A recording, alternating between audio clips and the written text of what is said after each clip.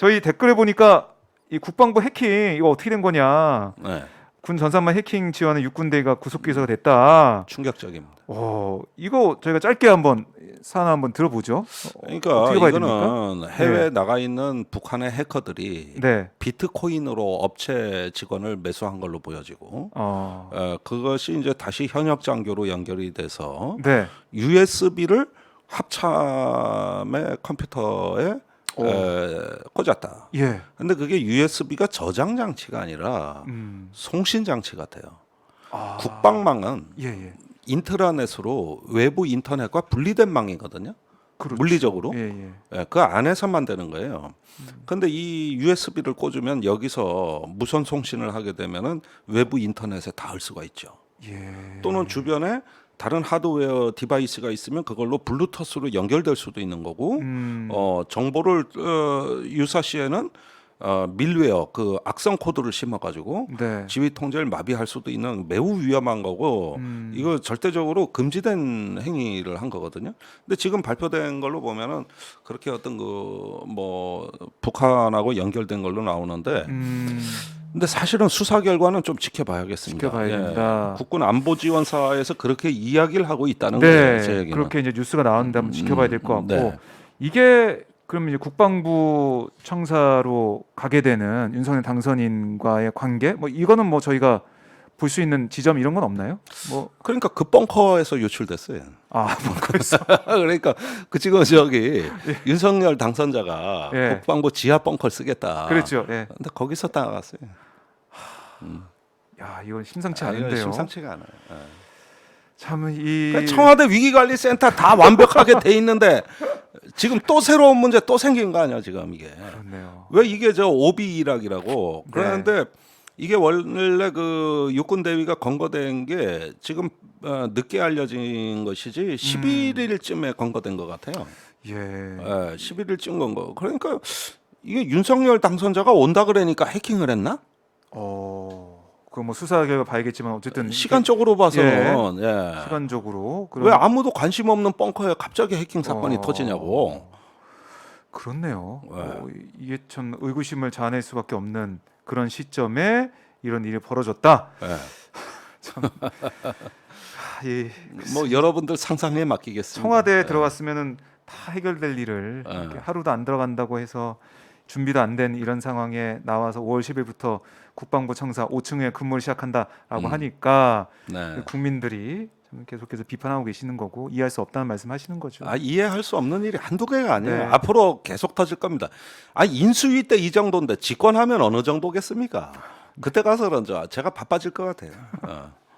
더 바빠지실 것 같습니다. 김종대 의원 오늘 말씀을 저희가 쭉 들어봤는데 오늘 결론은 김종대 뻥 뚫리는 TV 구독해 주십시오. 이걸로 마무리 해봐야 될 것 같은데 아까 보니까 계속해서 다 구독했다는 인증 댓글이 계속 올라왔거든요. 네. 오늘 구독자 수 증가 한번 기대해 보시죠. 알겠습니다. 네, 역시 오마이 TV가 저한테는 아주 그 방전된 마음을 다 충전시켜 주시는 그럼요. 정말 고마운 TV예요. 저희 또 정말 감사합니다. 네, 오마이 TV 시청자분들이 또 연대하는 마음도 많이 가지고 계시기 때문에 오마이 TV 구독하시고 또 김종대 뻥뚫린 TV 구독하고 네. 함께 성장해가는, 함께 나아가는 그런 저희 시청자분들입니다. 자, 그러면 끝으로 시청자분들께 감사의 인사를 하시고 그걸 들으면서 마무리해 보도록 하겠습니다. 아이고 뭐 여러 번 감사 인사드렸는데요. 그 하여간 예. 무언가 이렇게 돌아가는 정치와 안보를 보고서 항상 제때 논평을 한다는 게 쉬운 일은 아닙니다. 그렇죠. 또 누군가의 공격을 각오해야 되고 언젠가 불이익이 올 수도 있는 가운데서 무언가 시민들께서 공감해 주시는 분이 많지 않더라도 네. 그런 어떤 적극적 의사 표시는 우리가 더 나은 언론을 하기 위한 밑거름이다. 네. 그래서 이거는 저는 항상 스스로를 공공재라고 생각하고 있기 때문에 참여해 주신 만큼 저희는 응답하고 네. 또 헌신해야 되는 입장이거든요.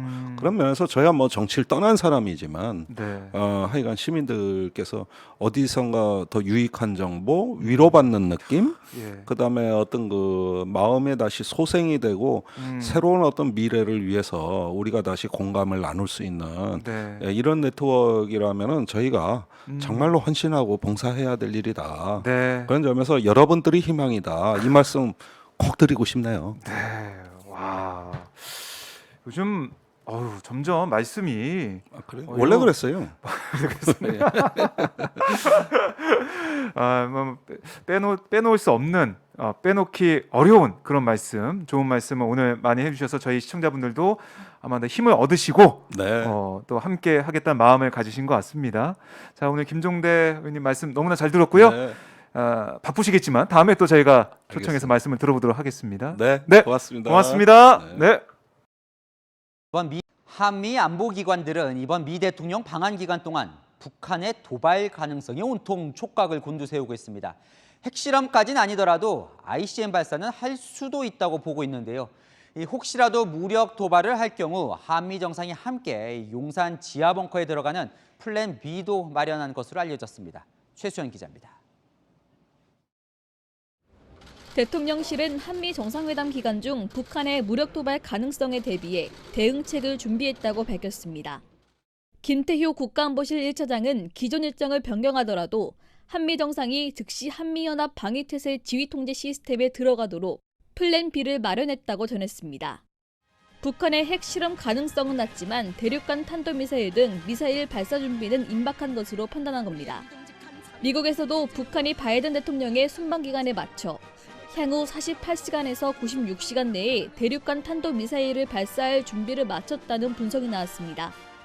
북한이 도발을 강행할 경우 양국 정상은 새로 마련된 서울 용산 대통령실 위기관리센터에 함께 갈 가능성이 제기됩니다.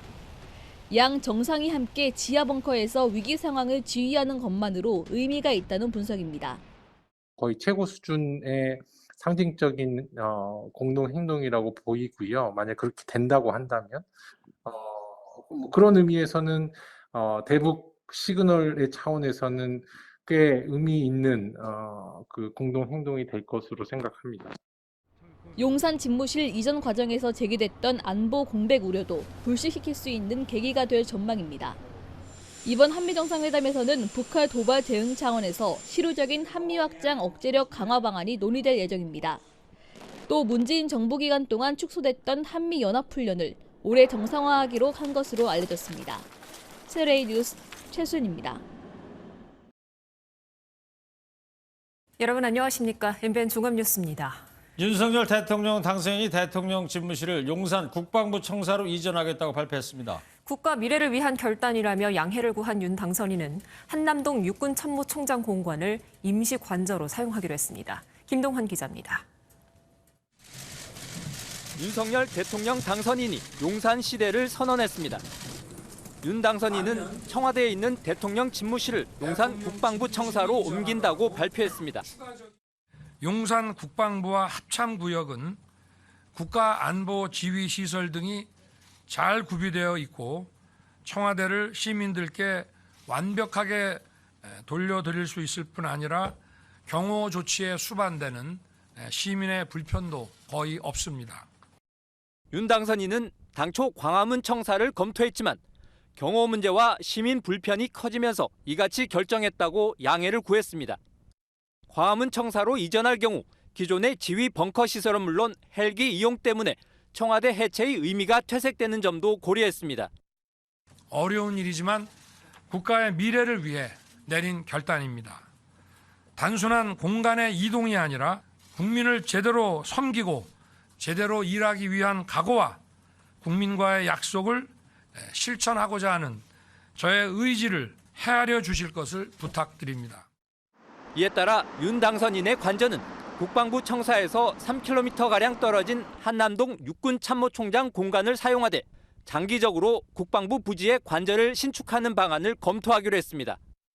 윤 당선인은 5월 10일 취임식 후 용산으로 이동해 근무하겠다고 밝히면서 70여 년 청와대 역사는 사라지게 됐습니다. MBN 뉴스 김동환입니다. TBS의 비밀입니다.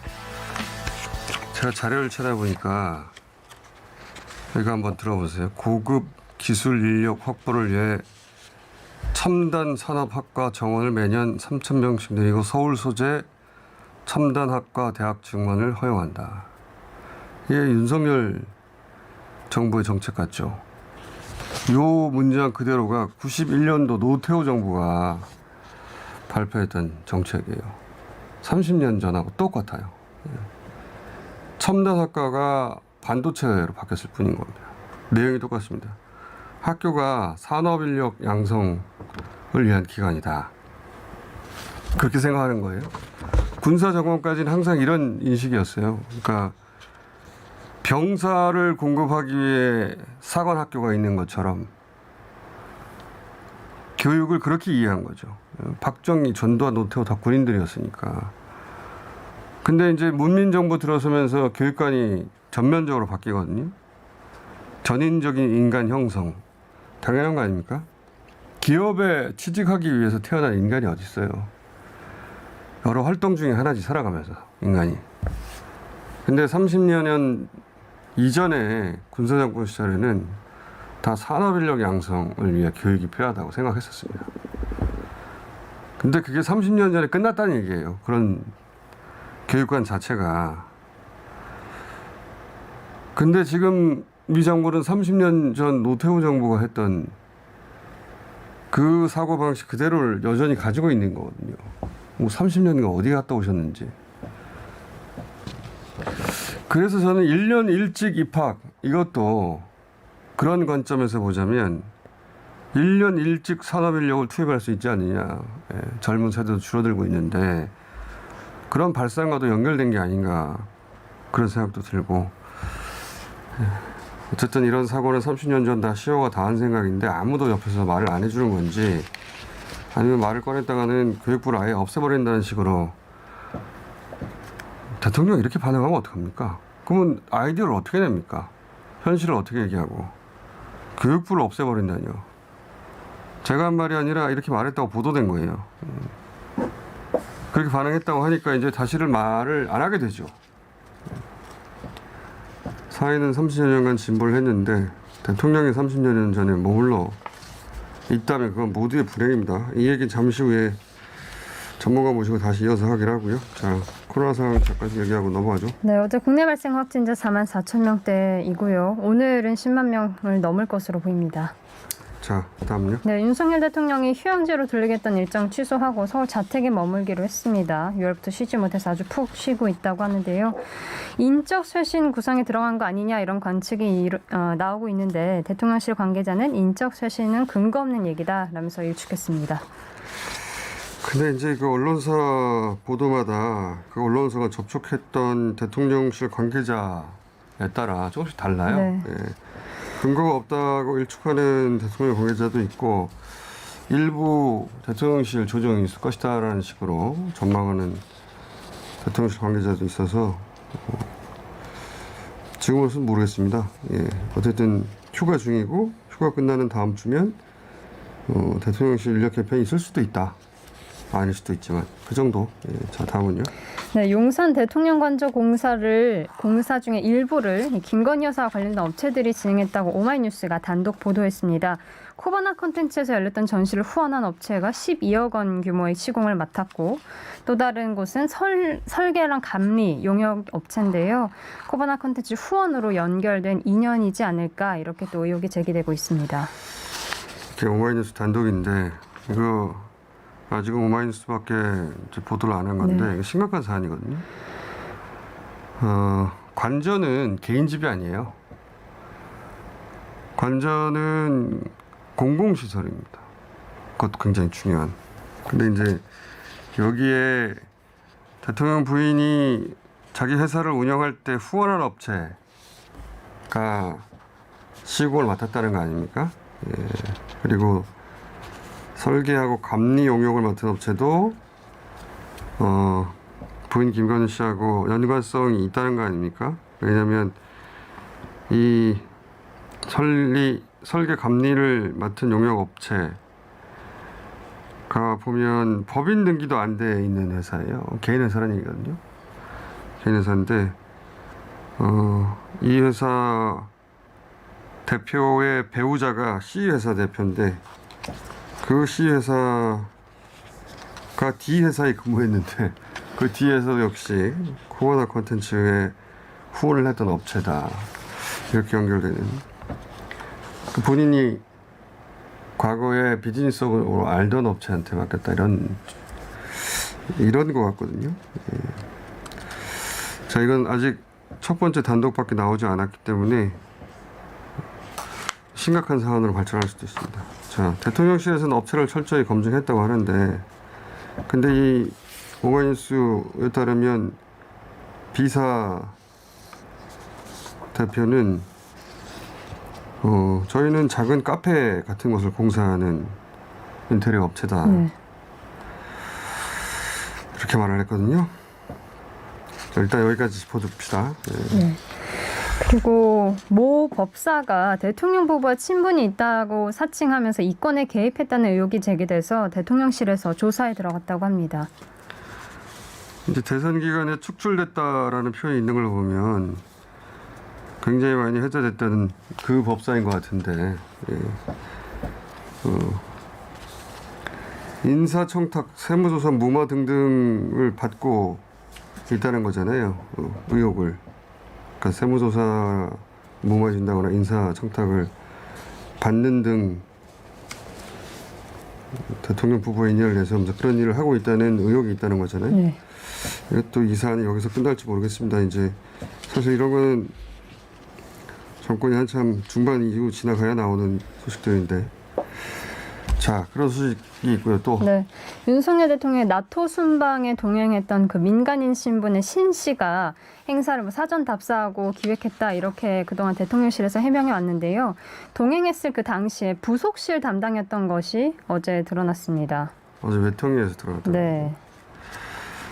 이게 뭐가 문제냐면, 처음에 이제 민간인이 그 대통령 1호기 탔다 얘기가 나왔을 때 대통령실에서 어떻게 해명을 했냐면, 부인 김건희 씨를 수행한 건 아니다 라고 했었어요.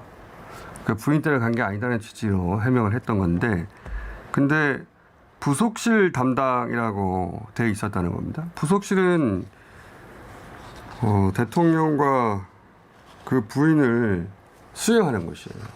해명이 안 맞죠. 그러면서 뭐라고 해명했냐면 행사기획 담당이라고 했는데, 그러면 부속실이라는 해명이 또 이 사실과 안 맞는 거죠. 앞에 거짓말이 있고 뒤에 거짓말이 있는 거예요. 그러면서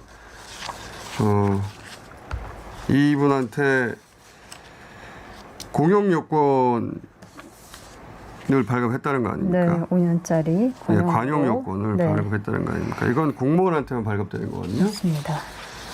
근데 민간인이었잖아요. 그 규정이 하나도 지켜진 게 없는 거예요. 그렇다고 보안각서를 받아들이냐? 보안각서도 제출 못했다는 거 아닙니까? 그 보안각서도 없이 민간인인데 공무원한테나 발급되는 5년짜리를 주고, 그리고 실제 부속실로 적고 갔는데 수행한 건 아니라고 거짓말하고, 온통 거짓말 투성이에요, 해명이.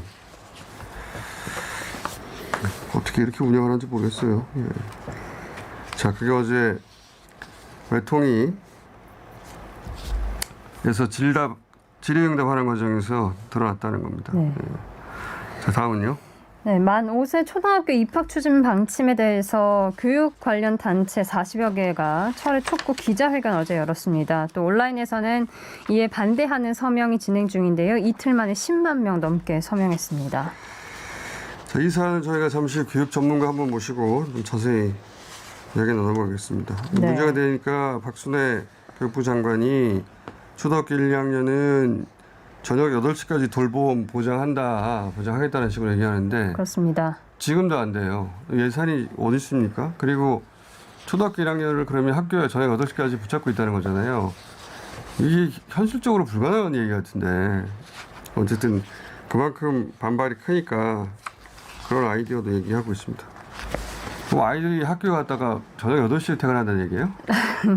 그러니까 이 돌봄에 남아있는 아이들도 사실상 아이들 그 관계에서도 되게 안 좋다고 인식을 하거든요. 그러니까 경제적으로.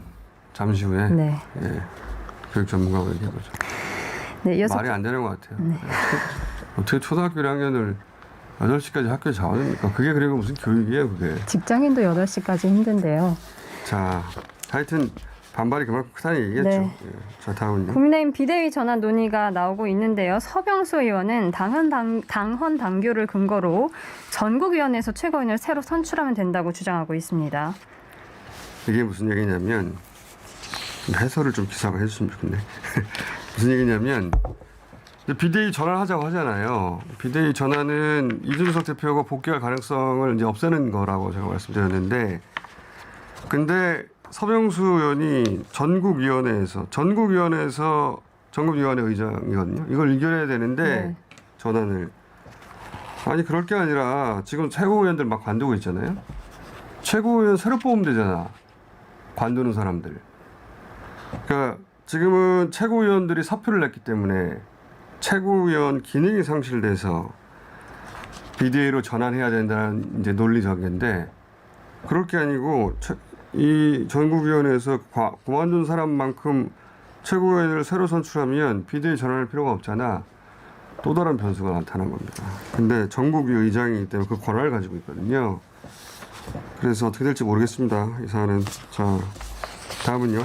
네, 그리고 이준석 대표의 성접대 의혹에 관련해서 서울경찰청장이 수사가 더디다면서 수사 책임자를 공개적으로 질책했는데요.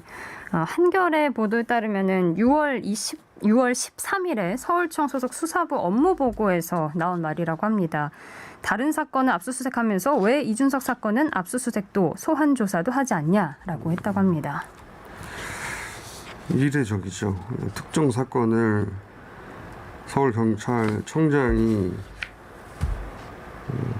되겠다는 사람이 이런 발언을 했다는 것은 네. 마치 어딘가 맞춰야 하는 일정이라도 있는 것처럼 그렇게 의혹을 갖게 되지 않겠습니까? 네. 지금 네. 와서 되돌아보니 그렇다는 겁니다. 이게 그 발언이 있었던 그 즉시 알려진 게 아니라 그 이후에 알려진 건데, 전체적으로 이준석 대표 건을 관장하는 컨트롤 타워가 있는 거 아닐까? 이런 의혹을 갖게 하죠. 당시 참석자는 특정 사안만 꼬집은 건 아닌 것으로 기억한다.